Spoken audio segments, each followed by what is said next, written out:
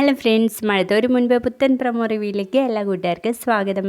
അങ്ങനെ നമ്മുടെ അലീനൊക്കെ ആണെങ്കിൽ പണിയൊക്കെ കഴിഞ്ഞെണീറ്റ് കുളിച്ച് സുന്ദരിയായിട്ട് അലക്കിയിട്ട് വരികയാണ് കേട്ടോ. നേരെ ചെല്ലുന്നത് നമ്മുടെ ബബിതയുടെയും കൃഷ്ണമോളുടെയും അടുത്തേക്കാണ്. ഇത് കണ്ട ഉടനെ തന്നെ നമ്മുടെ ബബിത ചോദിക്കും, ഞാൻ ചേച്ചിയോട് പറഞ്ഞിട്ടില്ലേ, ഞാനോ കൃഷ്ണയോ പറയാതെ ആ കട്ടിൽ നിന്ന് എണീക്കരുത് എന്ന് പറയുമ്പോൾ നമ്മുടെ അലീന പറയും, അയ്യോ ഞാനിതെങ്ങനെ പറഞ്ഞ് നിങ്ങളെയൊക്കെ മനസ്സിലാക്കുന്നത്. അത് കേൾക്കുമ്പോൾ നമ്മുടെ കൃഷ്ണമോൾ പറയുന്നുണ്ടോ, അയ്യോ ഞങ്ങൾക്ക് കാര്യങ്ങളൊന്നും പറഞ്ഞാൽ മനസ്സിലാവത്തില്ല, ഇനി മനസ്സിലാവണമെങ്കിൽ തന്നെ ഒരുപാട് സമയം എടുത്തേക്കുന്നു. അത് കേൾക്കുമ്പോൾ നമ്മുടെ ബബിത കണ്ണുകൊണ്ട് കാണിക്കുന്നുണ്ട് കേട്ടോ പോയി കിടക്കാൻ വേണ്ടിയിട്ട്. അന്നേരം അശോ എന്ന് പറഞ്ഞ് നിൽക്കുകയാണേ അലീന.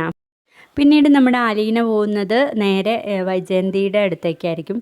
അവിടെ വെച്ച് വൈജയോട് പറയുന്നുണ്ട്, ഞാൻ നിങ്ങളുടെ അടുത്തേക്ക് ഒരു ഉപദ്രവത്തിനും വരുന്നില്ലല്ലോ എന്ന് പറയുമ്പോൾ വൈജ പറയും, അയ്യോ നിന്നെ പോലെ എന്നെ ഇത്രയും ഉപദ്രവിച്ച വേറൊരാൾ ഈ ലോകത്ത് കാണത്തില്ലാന്ന്, അതുകൊണ്ട് തന്നെ നീ ഇവിടുന്ന് ഇറങ്ങിപ്പോയാലേ എനിക്ക് സ്വസ്ഥതയും സമാധാനമൊക്കെ കിട്ടുള്ളൂ എന്ന് പറയുമ്പോൾ നമ്മുടെ അലീന പറയുന്നുണ്ട്, ഞാനിവിടുന്ന് ഇറങ്ങിപ്പോവാം, പക്ഷേ ഇവിടെ എന്തൊക്കെ തന്നെ സംഭവിച്ചാലും എന്നെ തിരിച്ചു വിളിക്കരുതെന്ന് പറയുമ്പോൾ വൈജ പറയും, അയ്യോ അതിൻ്റെ ആവശ്യം എനിക്ക് തീരെയില്ല, ഞാൻ അങ്ങനെ വിളിക്കേണ്ട ഒരു അവസരം വരത്തില്ല എന്ന്. അന്നേരം നമ്മുടെ അലീന പറയുന്നുണ്ട്, ഞാൻ മാഡത്തിൻ്റെ ശത്രു അല്ലാന്ന്.